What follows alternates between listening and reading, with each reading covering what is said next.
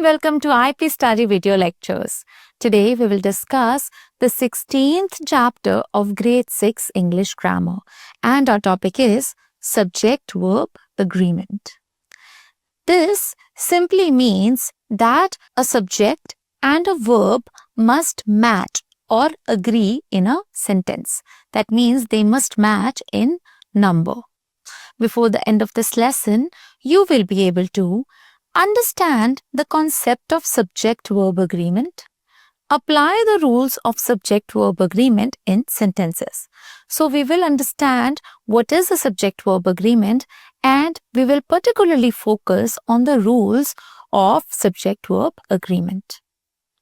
Let us study with a small example. Ashley, the teachers are already in the auditorium. Rohan, it seems all parents have not arrived yet. As you can observe in both of these sentences, the verbs are, seems, have. Now, in the first sentence, how do we know that the verb are is correct? Very good, because it is matching with the subject. What is the subject in the sentence? Very good, the teachers. So, this is what we call subject-verb agreement. The subject, the number of the subject must agree with the verb. That means a singular subject requires a singular verb, whereas a plural subject requires a plural verb. So, the teachers are. So, this is a perfect subject-verb agreement. Again, in the second sentence, it seems all parents have not arrived yet. So, seems, all parents is the subject here, have is the correct verb that we have used because the parents is a plural subject. This is what the subject-verb agreement is. Let us read some more examples or sentences. I am pretty. You are smart. He is asking time. They are good dancers. Let us just observe which are the verbs in these sentences. Am, are, is, are. Now let us understand which are the subjects in these sentences. In the first sentence, I is the subject.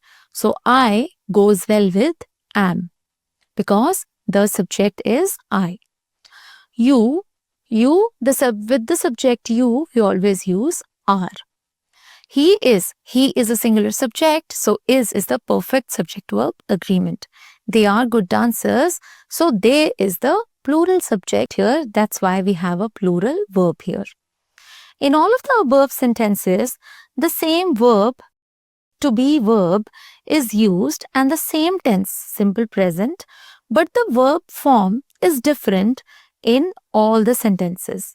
The verb agrees with its subject. That means a verb must agree with its subject in number and person. So, if we are talking about the first person, for example, I, the second person, you. So, the number, the verb should match. Again, if we are talking about singular subject, the number should match with the verb. Let us read and understand the rules of subject-verb agreement. We think of an amount of money, a period of time, a distance, or a weight as one thing. So we use singular verb with such subjects. That means amount of money, a period of time, a distance, a weight. They are considered as one thing. So this is considered as a singular subject. Therefore, we use singular verb with such subjects. For example, rupees 5,000 is too much money for this dress. So, although 5,000 is many in number, but because it is the amount of money, we consider it as a singular subject. Therefore, we will use a singular verb with it, which is. Names of things which are always in pairs like spectacles, scissors, trousers, pants, jeans, pajamas, etc. They are plural, right? So they take a plural verb because these words are those which are always plural because they are in pairs. So, for example, his jeans were torn. News is singular and therefore is followed by a singular verb. The news is as expected. So, the amount of money, the distance, the weight, they're all considered as one as a singular subject. That's why we use a singular verb.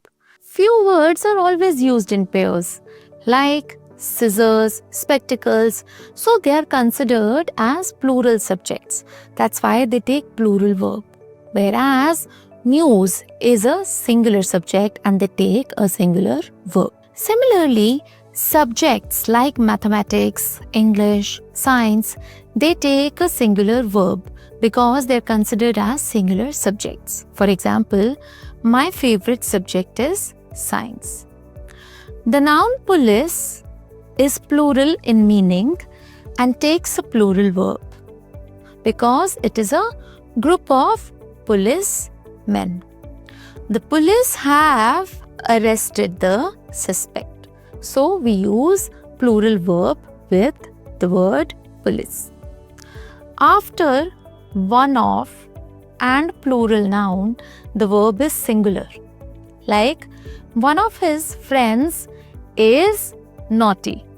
One of his uncles lives in Dubai. So, with this, we take a singular verb. So, one of is used with the plural noun but takes a singular verb because we are referring as a subject a single person from the complete group.